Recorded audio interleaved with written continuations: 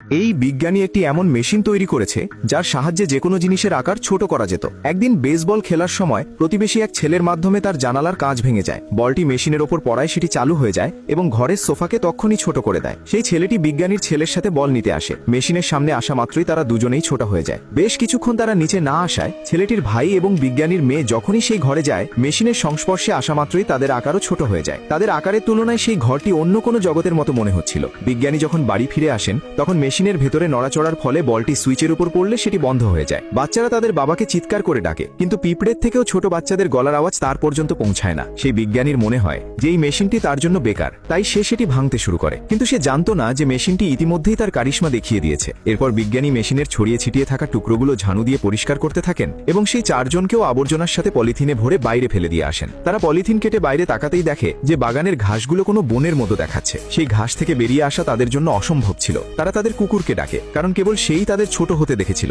অন্যদিকে বাচ্চাদের খুঁজে না পেয়ে বাড়ির সবাই সব জায়গায় তাদের খোঁজে। তখনই বেসবল ব্যাটের কারণে বিজ্ঞানীর নজর জানালার দিকে যায়। সে উপরে এসে দেখে যে সোফাটি ছোট হয়ে আছে। সে বুঝতে পারে যে এসব তার মেশিনেরই কাজ এবং তারপর সে তাদের সেই পলিথিনের ভেতর খুঁজতে যায়।